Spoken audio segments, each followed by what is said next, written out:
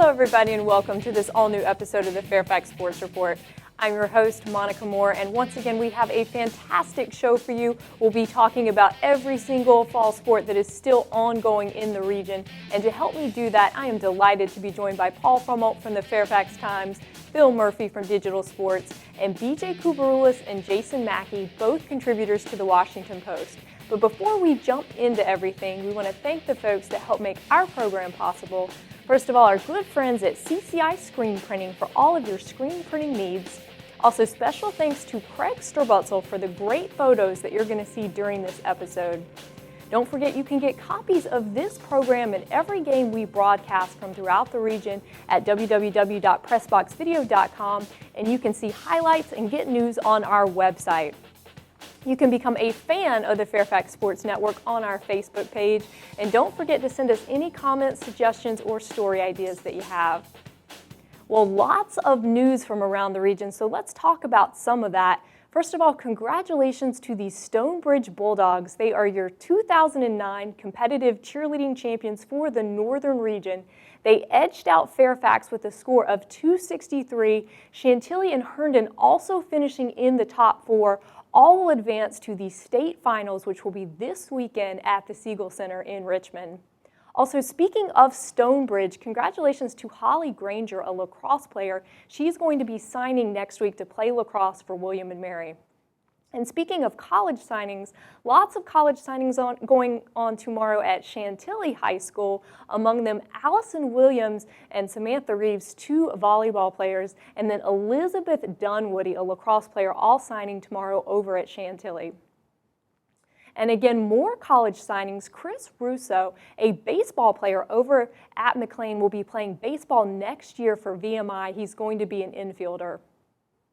And finally, continuing on with the congratulations to Sarah King. She is going to be returning to South County as their head lacrosse coach. She was the JV coach over at South County between 2005 and 2007. Then she went over to Centerville to serve as their head coach. She's coming back to South County as the head coach of the program over there. She will be replacing Liz Schaffner, who, of course, has moved on to be an assistant coach at the Naval Academy. Well, let's go ahead and talk about some Concord District football and show you how the regular season ended. You see there Westfield finishing the season with the perfect district record, and then Robinson with that 9-1 overall record. Both of those programs getting wins, as well as Oakton this past week. So let's talk a little bit about this Oakton win, because this might have surprised some people. We talked about this one quite a bit last week on the show. You see there Oakton with the 21-7 victory, and this was a very important game for them because they were a bit in question about whether they were going to advance to the playoffs only a year after they went to the state semifinals. And guys, for Oakton, it was the defense. They really limited Chantilly's rushing game only to 44 yards. Thanks, Monica. Paul Frumelt with the Fairfax County Times, along with our golden boy, Mr. Phil Murphy from digitalsports.com. Oakton's defense coming up big. Phil, Oakton, a team, a Jekyll and Hyde team. I wrote them off after their loss to Robinson last week. Come back with a huge win against Chantilly, doing it with the D. Well, you weren't alone in writing them off, Paul. I mean, this team, they needed a lot to happen to make the playoffs. They had to beat Chantilly, and they needed wins by some of these teams. Not all. I'll explain why. West Springfield, T.C. Williams, Annandale, and McLean. Now, they couldn't have both West Springfield or T.C. Williams win because then, no matter what they did against Chantilly, they couldn't get into the postseason. So this team needed a lot to happen, but first they needed to take care of business on the field. And we check out the highlights from this game. They did that very early in this one as we pick things up. First quarter, second play from scrimmage, Jimmy Boone in the shotgun, and that is thinking with your dipstick, Jimmy. Finds Matt Chandler on the streak. Matt Chandler, everyone's favorite theologian, takes it 73 yards, but Billy Pratt used to be fast, really fast, now he's only kind of fast, tackles him from behind at the 5, but it's all good because 3 plays later, we are going to Alvaro Cabal on 3rd and goal out of the shotgun again, but he gets the inside give, goes off tackle left, and just because it's off tackle doesn't mean tackling's turned off. 2-yard touchdown run, it's 7-0 after 1. Fast forward now to the second quarter, score still 7-0, but only for a moment as the shotgun snap going to Jimmy Boone again. Now Boone, just 3 of 9 passing on this day, but for 119 yards, 2 touchdowns, and when Tuckmaster's doing things like that, you understand the 30-plus yards per completion. 14 zippy Cougars at the break. Second play of the second half, handoff is going to Alvaro Cabal again. Cabal on the night. 16 carries, 98 yards, that score we saw in the first half. This one's going 52 yards down to the Chantilly 3-yard line before he's finally shoved out of bounds by Nolan Stripmatter, but Luke Willis would score, making it 21-0. Chantilly, one ray of hope. They got this done in the passing game, 4th and goal. Carson Romine on the play fake with Chris Martin in motion. Hangs in there taking a shot from Sean Snitzer. Hits big play Brian Sims. 4-yard touchdown connection. Gives us our final 21-7 in this game, Paul. You talked about Oakland's defense. Last week, Chantilly at Herndon rushed for 342 yards. This week, held to just 44 rushing yards. Big win for the Oakton Cougars. Another big win was for Westfield. Monica Moore will take you through the details. That's right. Westfield trying to get to the perfect district season, as we talked about. After starting off 1-4, they defeat Herndon to go 5-0 in the district. And the thing that was impressive about this one is 4 different players for Westfield scored touchdowns. And then their great kicker, James Crossett, had a 32-yard field goal. I've been really impressed with him, guys. He got the honors on the first team for the Concord District, very well deserved. And Westfield, you have to really commend them for what they did, and they're looking very strong going into the playoffs. Just looking at the stats, Phil, just looking at what Monica just showed us, 127 passing yards for Fenyak, 67 rushing yards for Kendall Anderson. These aren't huge numbers. We're going to see huge numbers later with Robinson, but Westfield just getting it done. That's what they've done all year, the last 5 weeks, as Monica's mentioned. This team is primed for a nice run in the playoffs. And I mean, yes, this team has a solid offense. They don't have the guys like Evan Royster and Mikey Glennon and guys like that on their offense, but they get it done. Fenyak, you see 127 rushing yards. That was on 11 of 15 passing. So when you're completing that high of a percentage, just about 77%, I mean, you're not going to lose many games, especially with the defense. We talk all the time, and we almost just say it so casually, so flippantly, it gets lost in the shuffle, how good this defense is, how well they performed. Holding Lake Braddock to 10 points in that game, getting a pick 6 in what proved a 10-9 loss at Lake Braddock. And that's been the key for this team. And again, 1-4, we were all asking ourselves, will this team survive the Concord District schedule? Well, not only did they survive it, they ran the table, and it starts with the play of the defense. Guys like B.J. Boardley, Dylan Doty, Ryan Sweet, Nick Grinups, all across. This team has stars. I could go on and on. Every starter for this defensive team has contributed. Kind of a young team, so young in terms of experience. They lost a lot of starters last year. It's not a surprise to see them gelling, but in the form they did and how quickly they turned it around, basically in 1 week in that big Week 6 win against Oakton. They turned their season around, and now they're the most feared team in the region. Talk about schedule strength. When you have a team you're unsure of, load up your schedule. Go against the Lake Braddock, go against all those Patriot opponents, because it's trial by fire. They learned a lot about themselves, and they were ready for that Concord District schedule despite their record, which was not stellar before they entered district play. Well, 2 schools of thought there. Yes, it did prepare them for the district, but it almost cost them. Had they not run the table, had they gone 3-2 in the Concord District, which with this schedule is a very commendable year, something like Chantilly did going 3-2, that would have cost them a playoff spot. But because of that strength of schedule, because teams like Lee, Lake Braddock had very successful season, Woodson they lost to in Week 5, you saw Westfield as a 6-4 team, but in terms of power points, they were the number 1 6-4 team. So this team basically been 4th or 5th in strength of schedule power points for about 3 weeks now. We saw this coming.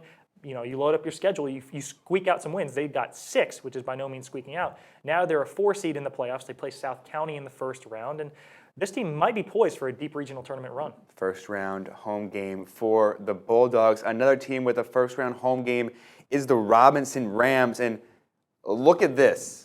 Connor Riley, 305 rushing yards on how many attempts, Phil? 7. That is not 17. That is not 27. That is 7 attempts. That is 45 yards a rush, roughly. I watched. I'm from Jersey. I watched Noshawn Moreno run for Middletown South. My cousin was actually the captain of the team during Noshawn's freshman season. Noshawn's senior year, now he plays for the Denver Broncos. He had a game. He had 27 carries for 420 yards, 7 rushing touchdowns against Neptune. Now that's the only thing. And how many years I've been covering and watching high school sports, I've seen close to this. His first 2 carries raised his yards per carry for the season. This kid's rushed about 150 times this year, from 5.97 to 7.05. His yards per carry went up by over a yard in 2 carries because they went for 179 yards. Both were touchdowns. you'll be seeing a little bit of Connor Riley in the top 5 plays. Just tease that in a little bit. But this is an outstanding performance by him. And not to get lost in the shuffle, a guy like Mike Lepresti, who is approaching 10 yards per pass attempt for the season. And Jared Velasquez got in the action, going over 100 yards again and getting a rushing touchdown, a 79-yarder with just 11 seconds left in the half. Robinson, all 6 touchdowns were over 50 yards. Robinson, 42-7 victory over Centerville. Getting back to Jared Velasquez, Phil, you mentioned an interesting point about him before we started taping. 3 first-team All-District? Yeah, I released the first-team All-District. One of the coaches was kind enough to send me that. And Jared Velasquez, first-team on offense, first-team running back. Connor Riley did get Offensive Player of the Year and 21 touchdowns, 1,200 yards, a quarter of which came last week. By no means ill-deserved. Great season for him. But Jared Velasquez, right with Riley in terms of yards per carry, and touchdowns. And yes, first-team on offense, first team on defense, also the first team kick returner. So a junior running back / defensive back is 3-way first team all district in maybe the best district in the region, if not the state. More on the all districts later on in the show, but for now, back to you, Monica. All right, well, we are going to stay with football, but head over to the Sports Writers Lounge, where BJ Kubaroulis is joined by Washington Post staff writer Paul Tenorio to talk about a topic that has been a heated debate going on throughout the area this week. Welcome into the Writers Lounge. I'm BJ Kubaroulis, and joining me in studio here tonight is fellow Washington Post reporter Paul Tenorio. Many of you at home might have read Tenorio's recent story in the Washington Post about TJ Peeler, a broad run running back who was suspended for an upcoming playoff game. We'll talk a little bit more about Peeler's current status, if he'll play in the playoffs, and more. But there was a unique scenario in terms of cracking down the rules on celebrations and how that has filtered down from what many are calling the No Fun League to the high schools. Paul Tenorio, you've covered Loudoun for quite some time, have a lot of contacts out in the Loudoun County area. First, walk me through what happened to TJ Peeler, what he did, why he was ejected and suspended. Well, Broad Run was playing Potomac Falls, a local rival. It was their regular season finale, and they were doing what they've been doing to a lot of local teams, and they were rolling them. And they scored 4 touchdowns in the first about 6 minutes of the game, and on the first 3 of those 4 scores, they were flagged for excessive celebration, and TJ was flagged for 2 of them. And it came not for taunting, not for pointing at your opponent or anything like that, but for chest bumping teammates. And TJ was flagged the first time on a 2-point conversion on his own sideline for chest bumping a teammate who had scored. And then after a 65-yard touchdown run, he was flagged again. And the stories are a little bit different depending on who you talk to about what he was flagged for. But if you watch the video, he points out of the end zone as he runs, and then later he chest bumps. And as soon as he chest bumps a teammate, that's when the flag comes out. So regardless of what people may say after the fact, it seems like it's 2 chest bumps sent him to the bench for the rest of that game and suspended him too. You did an extensive amount of reporting on this. You talked with TJ, Coach Burnett from Broad Run. You also talked to Dennis Hall from the Officials Association. It's an association that obviously sends officials out to all these games. So Paul, why don't you walk me through some of the tidbits you got during your reporting post-game and walk us through what happened after your report came out, which was a front sports cover story in the Washington Post, and how that kind of helped change some opinions of what happened in that game.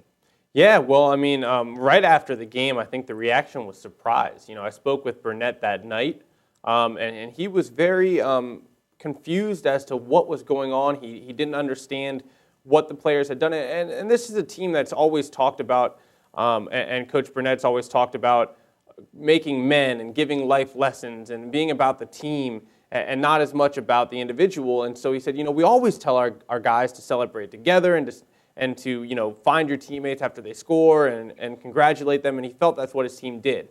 So initially it was surprise. And from what I understand, you know, during the game, TJ was very upset and emotional about what he had done to get kicked out. And when he learned he wasn't going to be able to play in a regional playoff game, he got really concerned. But afterwards, I think there was a sense of you know, I didn't really do much wrong. What did I do?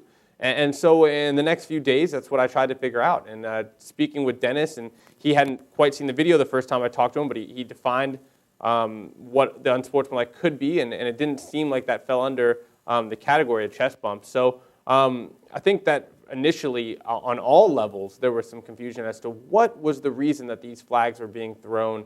Was Broad Run going above and beyond what a normal celebration would be?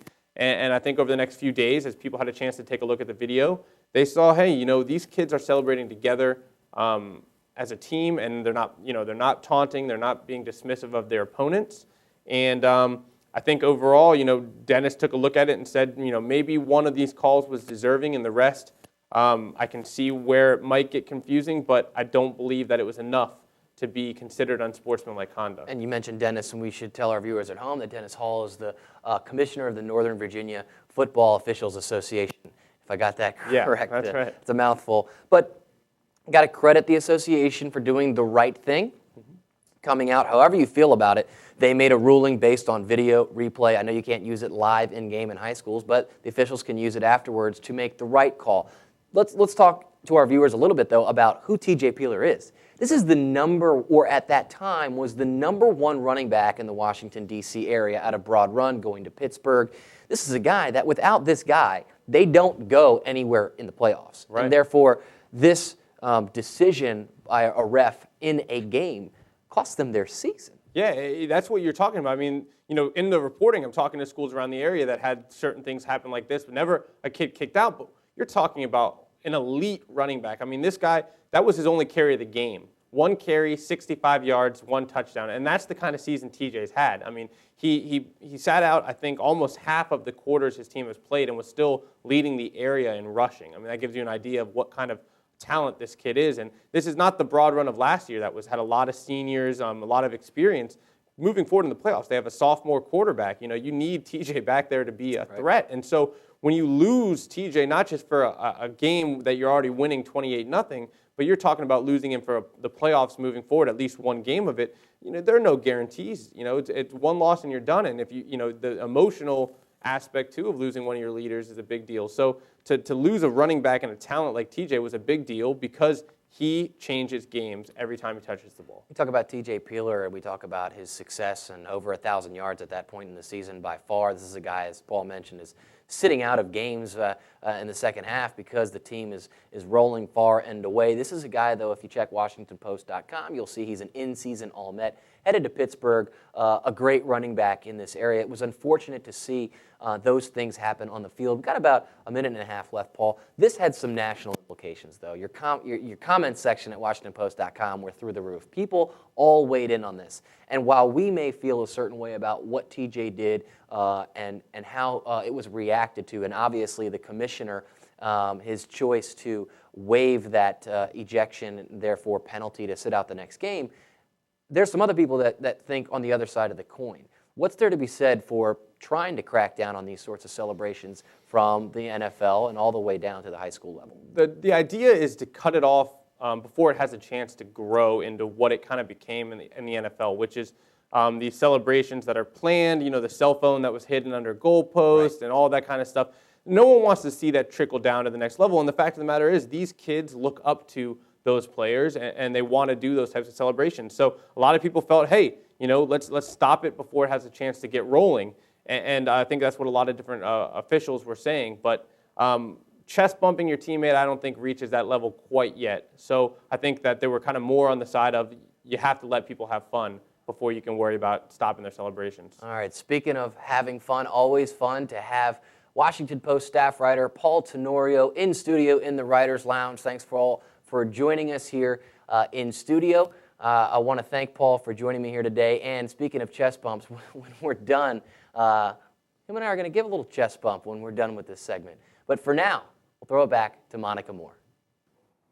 All right, well, let's take a quick break from football and talk about a little volleyball, because last week I previewed for you the district tournaments. So those have been completed, and I'll tell you about what happened. First of all, in the Concord district, some might call this an upset. Robinson defeating Chantilly 3-2. This one really mirrored what happened in the regular season because it was also a 5-game match. Robinson getting the better of Chantilly here, but you see how close those scores were. I said last week that Susie Murak and Jill Pearson were the District Player of the Year and Coach of the Year. It's now been announced that they're also your Northern Region Player and Coach of the Year. So lots of congratulations to Robinson about that. Now in the Liberty District, Stonebridge defeating Langley, faltering in that first game. You see Langley getting the better of them 23-25, and then Stonebridge looking strong throughout the other 3 games. A couple of stats for you. Christine Beckham was sensational. She had amazing statistics, 17 kills, 14 digs,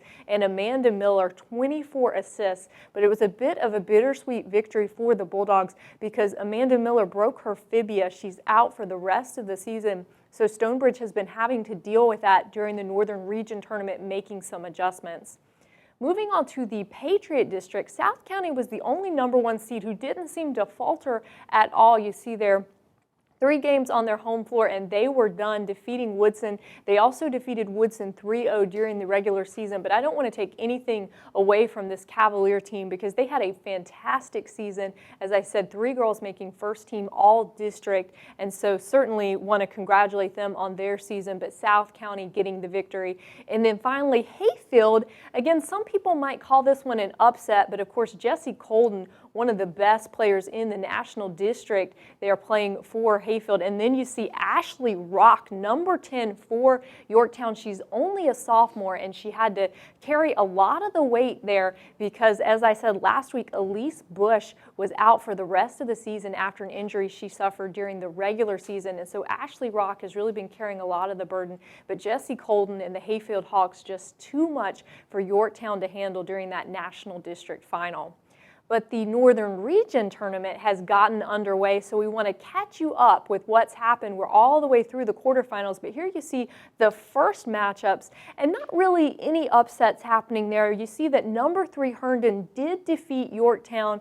Not sure if people would call that an upset just because Herndon's had such a strong year, and certainly people knew Yorktown was scrambling a little bit with the loss of Elise Bush. And so again, not a lot of surprises during the first round.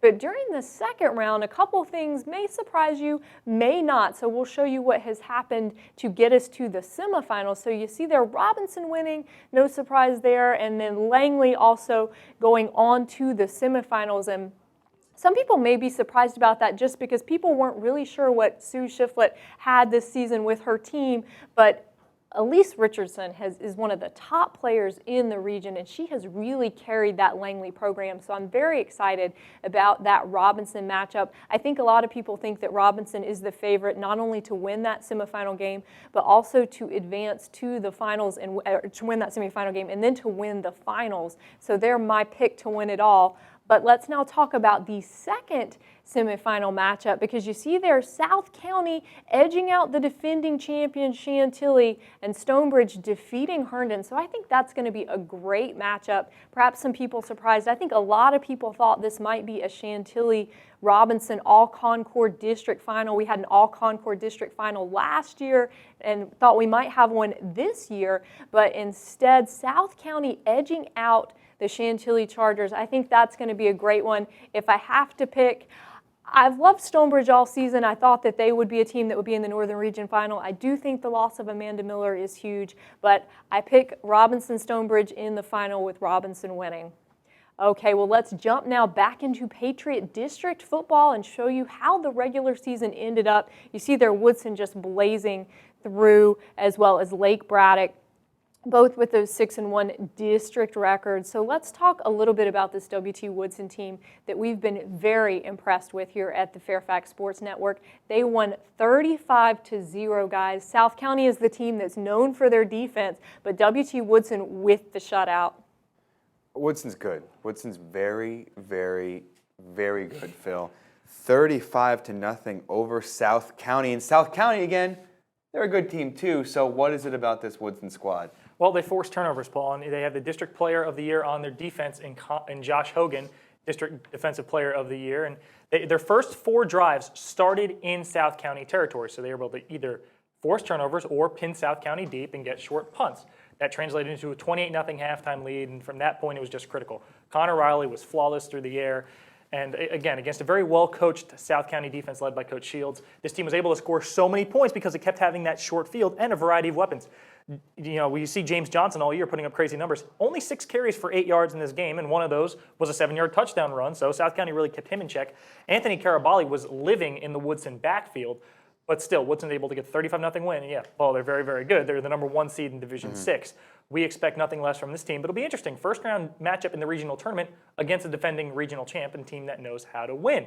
And if they win that, they either get a rematch with South County or they play Westfield, also a rematch, but a team that's been playing much better of late. So yes, 9-1, but not much of a reward this year. How deep Division 6 is. And Oakton, who knows what Oakton team is going to show up, because Oakton has been very, very good this year, and they've looked very, very bad. So who knows what team shows up in the first round of the Northern Region playoffs. So Woodson, clearly they're in. Another team that needed to win to get in was T.C. Williams, and Monica, they didn't do that.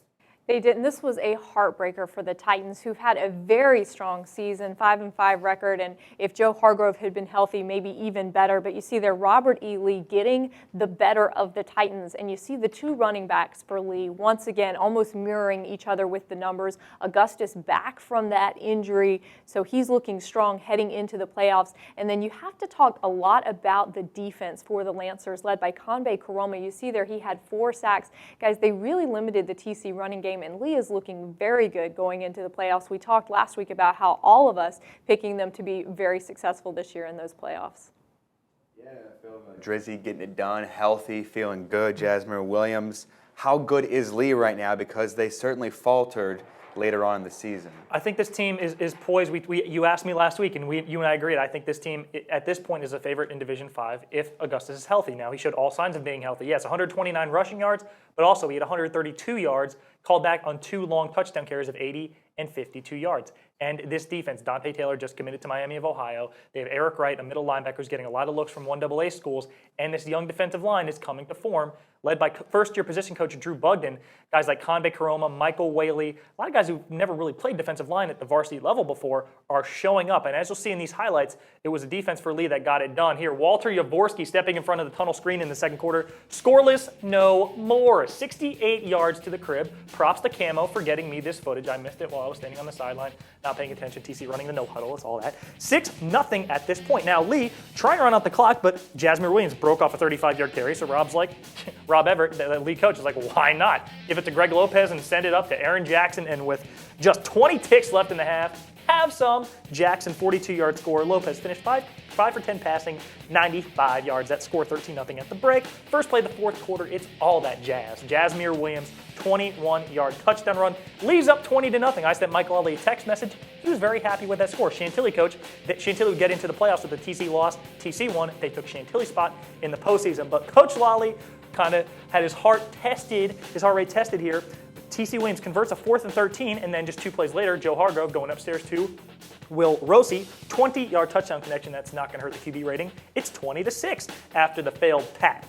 Then, later on in the quarter, TC making it a 1-score game. Will Rossi again. Rossi, 4 catches, 64 yards, 2 scores, all in the fourth quarter. It's 20-13, but it ain't easy being Drizzy. Ball goes to Idris Augustus. He finishes 19 carries, $129 on the ground. Again, those 2 touchdowns stood. You're looking at something along the lines of 261 on 21 carries. So this kid is back in form. And Monica touched on the defense. I touched on the defense. Paul, we'll give you credit for touching on the defense too. TC Williams ran 61 plays in this game. 15 times they were tackled behind the line of scrimmage, including 3 sacks by Convey Karoma. He also had 2 QB hurries. Michael Whaley has 2 sacks. Outstanding effort by this defensive line. Sets up a very interesting first-round matchup for Lee against McLean, a team that runs the ball very well between the tackles. So Lee's pass rush, I anticipate to be neutralized in that game. It's really going to come down to the play of Eric Wright, the middle linebacker, to slow down McLean's offense. Phil, remember when we were worried that Lake Braddock quarterback Michael Niebrick would be a little gun-shy after throwing some interceptions early in the year?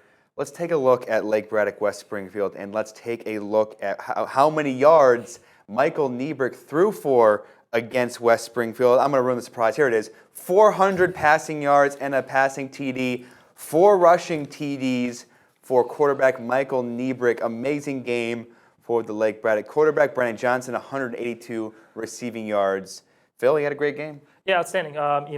Completed 19 of his 36 passes for those 400 yards. And, we mentioned afraid of him being a little gun shy, and that was just because of 13 interceptions through 5 games. But this game really put him in position to be what he ended up being, the Offensive District Player of the Year. We'll show all those District Player of the Years later. You don't have to keep track of it with pen and paper or go to Digital Sports. You can wait. Monica's going to talk about it. But now we're going to talk about the highlights from this game, Lake Braddock, West Springfield. And you'll see Michael Niebrick's body of work.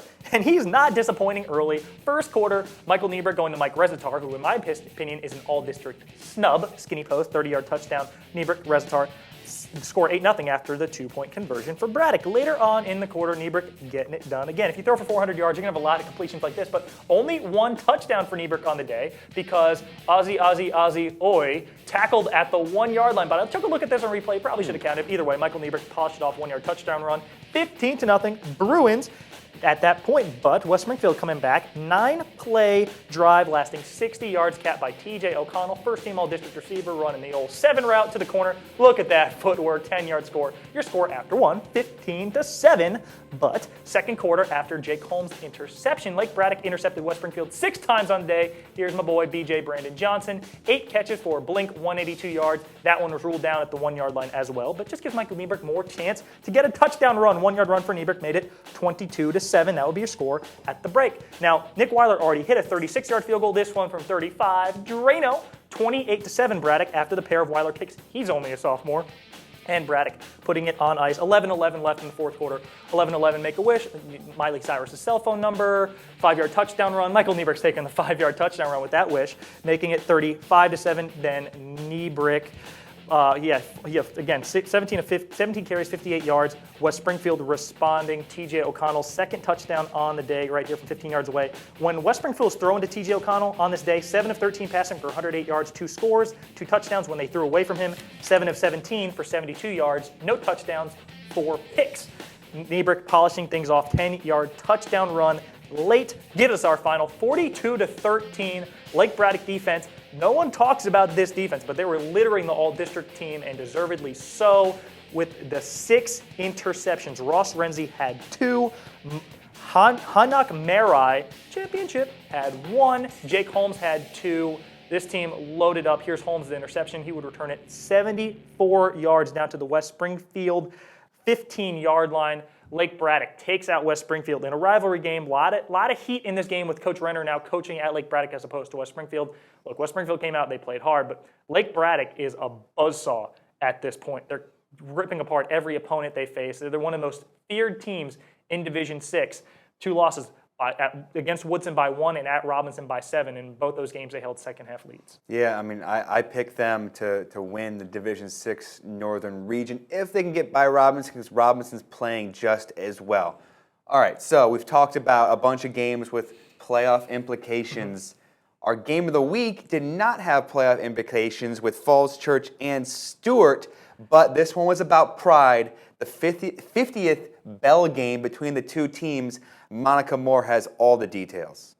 Well, that's right. This was a special game because it was the 50th anniversary of the Bell game between Falls Church and Stewart. And coming into it, people were very excited because both teams have great quarterbacks. Both teams have great running backs. So the question was who was going to have the momentum. And quickly, that question was answered because it was Marcus Hughes. You're going to see these highlights. Marcus Hughes is all over them, and he got the first touchdown of the game. You see A.J. Koshop there, the quarterback, getting sacked, but Jason Friday, great quarterback from Stewart, also getting sacked. So you see the defensive coming out, ready to play early on. So both teams struggling a little bit, and the defense is really setting the tone for their teams. But there is Marcus Hughes right there. You're going to see him blaze down the sideline. Number 4, you're going to see him a lot in this highlight footage. And then Jason Friday, look at this arm. You'll see to number 27, Chris Kirby, to answer that Marcus Hughes touchdown. So both teams getting out early, getting on the scoreboard quickly. Koshop showing that he can throw it to Christian Usabayo, number 3. He had a great day as well. See him advancing quite far down the field for his team.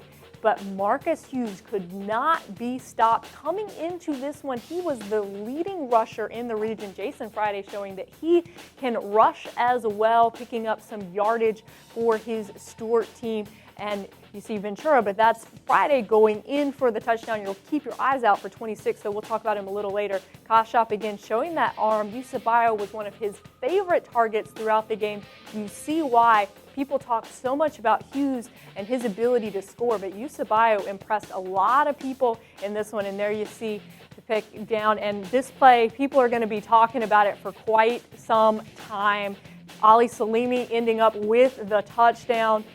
A lot of people scratching their heads about that one, not quite sure what happened, but here you'll see Falls Church reacting very quickly, capitalizing on that error that Stewart made. Stewart having trouble recovering from that during the remainder of the first half, but you see there another big sack, Koshop going down, and then Jason Friday lots of time, but the defense finally just taking him down. Again, very impressed with both defenses during this effort. There you'll see another big tackle from the Falls Church team, scramble for the ball there. Heads up play there by some defenders. But I can't say enough good things about Jason Friday. He doesn't get talked about as much throughout the region. Some of the other quarterbacks getting a lot of the press. There's Chris Ventura, the big running back for Stewart. He pretty much does everything for them, and he was going to have a big second half in order for his team to win, but Marcus Hughes had something to say about it, and it was that, coming up with yet another touchdown for his team. Now Stewart really, you see that hard hit, Ventura going down so hard. Falls Church just not letting up. You see the defense once again. Once the momentum went back with Falls Church during the second half, there wasn't much that Stewart could do. This one pretty much well decided in that second half, and Hughes just continuing to pick up yard after yard. You see the trophy there going to the Falls Church team. They've had the bell for quite a bit. You see the statistics there. Marcus Hughes, 221 rushing yards, 3 touchdowns. No question who was our player of the game. I got to speak with him and head coach Anthony Parker after this one was over. Here with our player of the game, Marcus Hughes, and head coach Anthony Parker. Marcus, you set the tone for this game, starting out with that first touchdown. Can you take us through what was going through your mind as you went through and scored it? The line blocked really well, actually. They had sealed the whole, I believe it was the right side. They sealed the whole right side, and I just did everything I could to get in the end zone. And then, of course, after Stewart scored that big touchdown during the second half, you answered quite quickly. How important was it to regain that momentum? Well, our quarterback was doing a great job. AJ was doing a great job passing the ball, so we figured if we pass, and got him off bounds, and then we ran it in, we could do whatever we wanted in the game, you know. Now, of course, this was the Bell game. I understand you have never lost to Stewart during your career during the Bell game. Talk a little bit about what this win means to you. It's more than just a game. It's kind of like we made sure we kept the Bell here at Falls Church. You know, a lot of kids can say that, but not everybody. You know, but my class, my team, we kept the Bell here, and I was really proud of everybody the way they played. Now, Coach, we talked a little bit after the first half. What were you most pleased with during the second half? Defensively, we stepped up a little bit. We was able to stop their passing. We did a great job of just, keeping their quarterback in the pocket and maintaining our pressure on the quarterback, so we were happy with that. Coach, congratulations.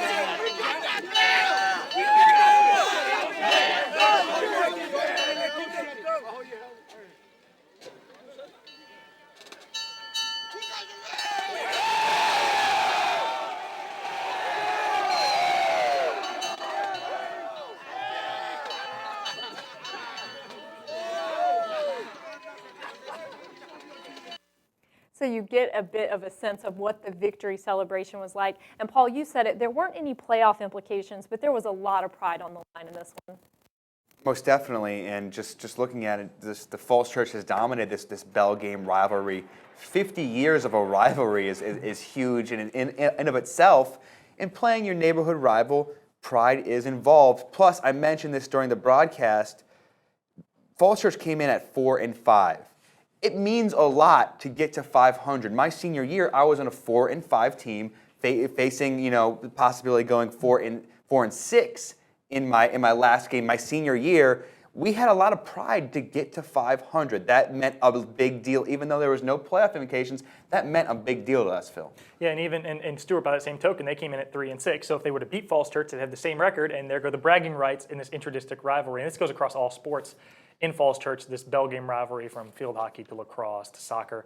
Another rivalry goes across all sports, Paul, the Rotary Cup between Langley and McLean, their annual game. We throw it over to Monica to set up the Rotary Cup game and all the Liberty District standings from this week. Absolutely. Let's take a look at the Liberty District standings now. With the regular season being over, you see there's Stonebridge holding strong there with that dominant 6-1 record in the district. They squared off against South Lakes last week. But first of all, as Phil said, let's talk about this big rivalry matchup, McLean-Langley. I talked last week about how I really struggled over picking this one, and you see why. It went down to the wire in overtime. McLean had the ball first. Riley Byro, the hero, scoring the touchdown. They get the extra point. Langley tries to answer. They do with a Braden Anderson touchdown pass to AB, but then does not convert the extra point at the end. And so, guys, McLean and Riley Byro getting the big win. McLean in the playoffs. Phil, waste no time. Let's just jump right into the highlights. Take us through them. Yeah, absolutely. First quarter, it's already 7-0 McLean at this point. Riley Byro touchdown, but don't worry, you'll get your Riley Byro fill. Here's Joey Kiffey going up and tapping 2 feet with the catch. That's a catch in the big league, NFL. Makes it 7-7. We'll be seeing that played later in top 5. But McLean driving right back. Here's Byro. It's just past 8, and he's feeling young and reckless. 1-yard touchdown run, 14-7. McLean leads after the first period, but Langley coming back, and Brian Hofgard in the backfield. Only 2 carries, but Hofgard is catching him off guard. 12-yard touchdown scamper for Hofgard with 6:41 left in the second. We're all knotted up at 14s. McLean, though, coming the other way. 5 plays into their drive. Byro in motion. We call it a decoy in the business because Jonathan Fremerman, he properly applied his stickum. 30-yard grab through traffic. Byro would carry it down to the 1. Will Heck punched it in. That made it 21-14. Now we fast forward to the fourth quarter score. Currently 21 all. That put McLean up 28-21. Riley Byro's 3rd rushing touchdown of the day, killing the yards per carry with the short touchdowns, but helping the fantasy numbers. But here's Abe Yee. Only 2 catches on the day, but both were big. Here's the first. 37 yards on the throwback screen. Score tied at 28, and that would be your score as we head to overtime. 2nd and goal now for McLean. They had the first possession in the OT. Bye-bye Byro. 46 carries, 285 yards, 4 scores. But you see, tossed the ball over the upright, called for personal foul. So that means they need a 35-yard extra point. Andrew Hunt, first-team all-district kicker, but already missed short from 32 yards, going the other way. This time, Wynn aided him a little bit. 35 yards makes it 35-28. Now it's Langley's turn, as the rules state. 3rd and goal. For the Saxons, man in motion is Artie McGonigal. He got some all-district love. Here, AB, again, play fake, throwback screen, this time to the strong side. Yee, 2 catches, 47 yards, both scores. Braden Anderson, your first-team all-district passer, 240 passing yards, 4 scores. But Langley going for 2 and the win in the rivalry game. McLean, this 2-point stop is for your season. And, oh boy, Thomas Overby and Riley Byro, post-game orange wedges are on me. Make the stop, force the fumble. Langley falls to McLean. 35-34 scoreboard confirms it, and the Highlanders are in the playoffs. They will travel to Lee in the first round. Another team in the playoffs, Stonebridge Bulldogs. And Phil, we talked about this game earlier on in the year, thinking this is going to be a very important game for Stonebridge and South Lakes. The Bulldogs cruising 45-22. Marcus Harris, 4 touchdowns, 181 yards. Rob Burns for Stonebridge with 3 sacks. Now, Sean Price did have a nice game for the Seahawks, 131 receiving yards and a touchdown, but it was pretty much all Bulldogs. Yep, all Bulldogs in this one. Stonebridge needed this win to win the district outright. They could have split it if they lost and a team like Madison won, which they did. But yeah, Marcus Harris, the Liberty District Offensive Player of the Year. Great performance for him, and this sets up a rematch. Stonebridge hosting South Lakes in the first round of the D5 playoffs. And we'll talk about all of that later on in the show, but back to Monica Moore to set up a little field hockey. Well, we talked a little bit about what's going on with volleyball in the Northern Region Tournament, but Paul Fromelt got to catch up with Jason Mackey in the Sports Writer Lounge to talk a little bit about what happened in the region final for field hockey and what's going on right now in the state tournament.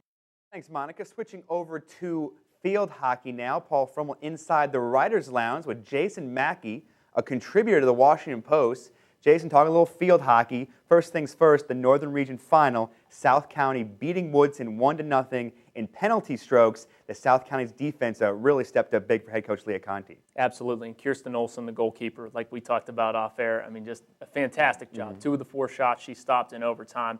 And South County's defense, amazing. Mm-hmm. I can't remember offhand how many corners that Woodson generated. 17 penalty corners and 13 shots. Unreal. And Mm-hmm. they were able to keep them out of the cage and obviously advance the strokes, and they got it there. The South County offense did not have a a shot on goal during the 60 minutes of regulation and the 30 minutes in overtime, still picking up the victory. Their first ever Northern Region title, but that's old news. South County already advancing to the state semifinals with a 2-1 win over North Stafford. Megan Weir's got her 24th goal of the year. Right, and it just pretty much flip-flopped at that point. You have South County generating 22 penalty corners to 1 for North Stafford. And I talked to Leah Conti after the game. She said they're going to work on chances and finishing around the cage. And that makes sense because, I mean, you generate 22 chances, get 2 goals out of it.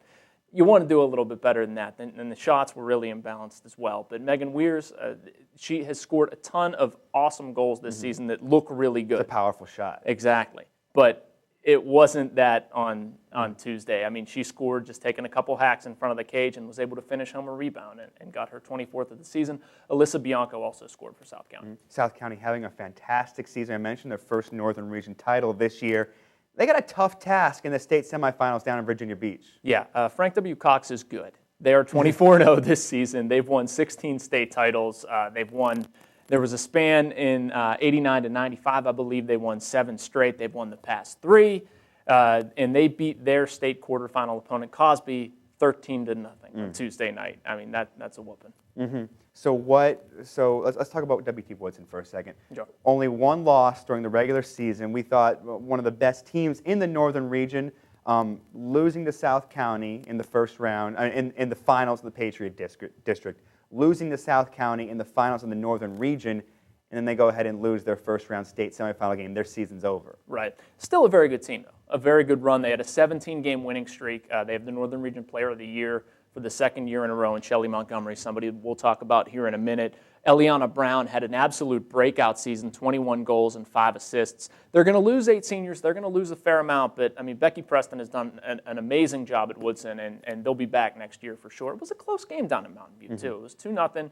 Mountain View is a very, very good team. I know it's someone that you haven't seen, but for the Post, someone that I'm following quite closely, and they're very talented. No shame in losing to them whatsoever. Let's jump back to South County for a second. After their Northern Region final victory, we talked with head coach Leah Conti, and she didn't really register yet. I mean, she said, I haven't really sunk in yet. Did you have the same feeling after they won their semifinal game? It's starting to get there. Yeah. It's starting to get there. I think they're getting more comfortable with the celebration. I know afterwards, they all sprinted to midfield, and obviously it's a big thing. You get out of school for a couple days, you're going down south, you're going to the National Training Center, you're playing on turf where a lot of the best field hockey in the country is played. So I think they're getting more comfortable with sort of being the top dog in the region. What do they have to do? This is David versus Goliath. Let's be honest. Playing Frank W. Cox, best team in the state for so many years. What do they have to do to beat Cox and advance to the finals? Well, I mean, the defensive intensity is one thing that they have to continue doing. In their past 8 games, they've given up 5 goals. Very good. If they can maintain that same sort of defensive presence, they're going to be in good shape.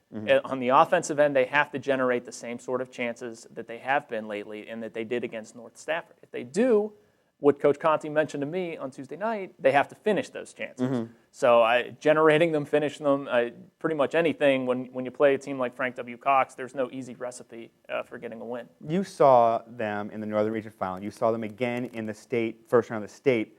Only one penalty corner against Woodson, and then over 20 against North Stafford. What was the difference there? Was it just the offensive intensity causing those penalty corners? They were just able to control the ball in the zone the entire time. North Stafford was not able to clear it anywhere. I mean, they were just peppering the North Stafford goalkeeper with shot after shot after shot. And when you do that and you can't get the ball out of your own zone, bad things happen. And you commit penalties, and they result in corners, obviously. I mean, the official shot total was something like 16-1.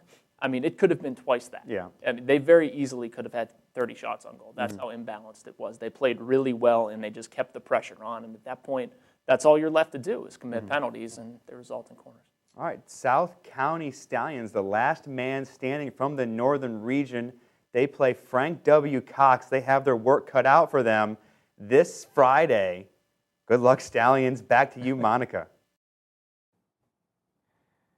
All right, and back to the National District. Now we'll show you what happened at the end of the regular season, guys. Hayfield, first year in the district, and they get the championship. beating Edison 28-21. Phil, wasting no time. Let's jump right into the highlights. Yep, in this game, starting things off quickly are the Hawks. Ball on their first possession. It took just 4 plays, ball on the Edison 15-yard line, and let the melody intrigue you because I leave you. I'm only here for that green paper with the Eagle. Rayshon Riggins, 15-yard score, 7-0. And now Anton McCollum, broken play, and he's breaking hearts on this 4-yard touchdown run. 14-0 to Hayfield, less than 15 minutes in, and more Hayfield. They dominated the first half on the option. Rayshon Riggins got 99 problems. That pitch ain't one. 15-yard score, 21-0 at the break, and Hayfield not done.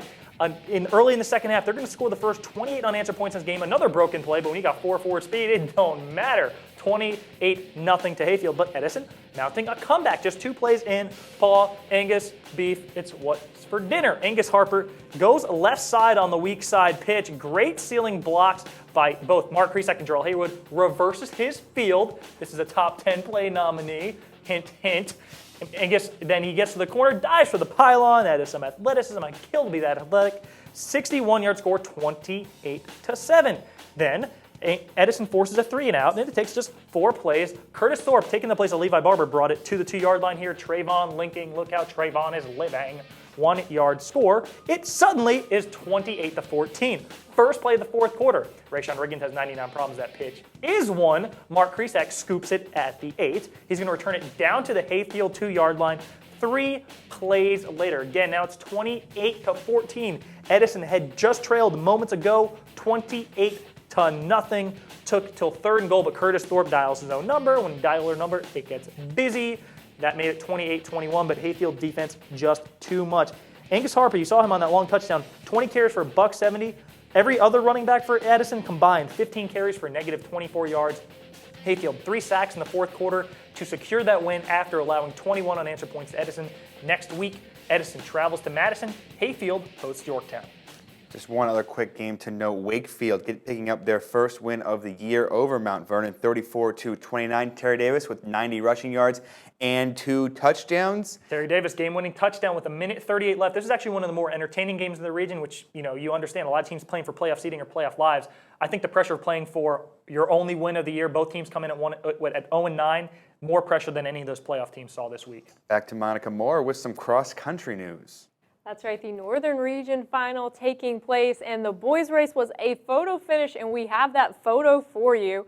There you see there Chris Foley from Chantilly edging out Andrew McCullen for Oakton. You see that they had the same times, but it was Chris Foley that crossed the finish line mat first. For the first time in the region championships, they used chips in their shoes to time the race. Now you see Foley, McCullen, and Dowd all finishing in your top 3. All 3 are favorites for the state competition, so we'll definitely let you know what happens there because all 3 of them have had impressive seasons and very excited for how they'll continue on in the postseason. Now let's show you what happened with the girls, and it was Paige Gartunas from West Springfield there getting the win. Talked a lot about her last week. There you see her victory, not as closely contested as in the boys race, but I have to talk about Sophie Chase because she is only a freshman for Lake Braddock, so she has a bright future ahead of her. And then Liana Epstein back after faltering a bit during the Patriot District Championships. Lake Braddock getting the team win here, which was a bit of vindication for them after being edged out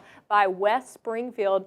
And then have to talk about West Potomac because both the girls and boys teams will be advancing to states. First time that that's happened in a couple decades. So congratulations to West Potomac having a great postseason. Okay, well now it's time to unveil our top 10. This will be the one that ends the regular season there, and Woodson still on top, guys. Madison edging in there, you see at the bottom. But now I know what the viewers are waiting to see is the top 5 plays of the week. Yep, top 5 plays of the week time. But really quick, I want to touch on Sophie Chase. Is there a more appropriate name for a young runner than Chase? I wish there'd be a Chase playing football. I could do a lot with it. But there is a Martin Dash on Woodson. But we waste no time with these trivial things. Let's get to those top 5 plays of the week. And I brought in number 6, a pair of great hits. You already saw this on Monica Moore's beautiful highlight read from the Bell game. Marcus Hughes coming to my area, and they'll bury you. Lowers his shoulder and flattens the running back, only to be outdone, barely. This is both at number 6, Perez Newbong, bong ringing the bell. Lowers the shoulder, clean hit, great hit, 4th incompletion. Now we get into the actual top 5. That was just for bonus because I like you. Here's Stonebridge South Lakes. Very high video quality, I might add, from Stonebridge. And look at the pass on the wheel route to Spencer Rosatano. Blind! Catches it as in front of a face guard, 34-yard score. Stonebridge takes it big. Then we move on. You just saw us play moments ago. Angus Harper, 20 carries, $170, and this 61-yard touchdown. But look how many players he outruns. Someone take an angle on him. You'd like to. He's just too quick for angles. And even when you have one, kind of hard to bring down. I have a feeling somebody's Facebook friend total is rising. Angus Harper dives for the pylon, 61-yard score. That clinches a berth in the top 10. If you don't score, you're not making the top 10. Now we move to number 3. Out in the National District, Yorktown hadn't lost to Washington Lee since 1982, and they're not gonna now. End of the first half, Sam Nottingham to C.J. Bartholomew. That's a lot of syllables and a lot of points. Yorktown takes it 28-10. Now, number 2, Joey Kiffey. You just saw my boy. All-district tight end on another wheel route. Look at the footwork to get this down over a defender. That is no joke. However, not enough as Langley falls in overtime. And number 1, you heard about the kid, just hadn't seen him yet. Connor Riley, your Concord District offensive potty. That's player of the year. 7 carries, 304 yards. This was his first carry, and he put up his hand and waved goodbye. 94-yard touchdown run. That put him within 5 yards of teammate Jared Velasquez, put him over 1,000 yards. Not in this game, that would be a record, but he wasn't far from getting it in this game. 305 yards in 2 carries. This is his second carry, 85-yard touchdown run, 2 carries. He goes from 5.97 yards per carry to 7.05. Connor Riley, number 1 performance of the week, possibly of the season, 305 yards on just 7 carries, 4 scores, all over 50 yards. Let's go through last week's pick'em. All you need to know is Paul Frummel is leading 30 points. BJ has 28. Going on to this week, everybody picks the favorite, Stonebridge, Lee, Hayfield, Madison in Division 5. And in Division 6, Woodson, Robinson, Lake Braddock, Westfield, everybody picking the same thing. Real quick, biggest chance I think for an upset, D5 is Yorktown. In Division 6, I think biggest chance for an upset is Chantilly against Robinson. They led them in the second half last time they played. Going through the all-district teams for football, just real quickly, Connor Riley is the Offensive Player of the Year. Brian Lighty, Defensive Player of the Year for the Concord and the Liberty. Marcus Harris for Stonebridge. Kevin Junior. Sampson for Madison. Going on to the Patriot, Niebrick. Junior. And Josh Hogan going Senior. on to the National District. Anton McCullum, Offensive Player of the Year. C.J. Bartholomew, Defensive Player of All the U. seniors. Back to Monica Moore. Throw it to you. Well, next week we will have tons more with what all is going on in the postseason. But before we go, once again, want to thank the folks that make our program possible, our friends at CCI Screen Printing and Craig Strabusel, especially for that fantastic photo finish picture. Don't forget you can get copies of our program from www.pressboxvideo.com, and you can check out our website for highlights that you see on this program as well. Become a fan of this program on the Facebook page and send us comments, story suggestions, or ideas. Once again, thanks so much for joining us. We'll see you again next week.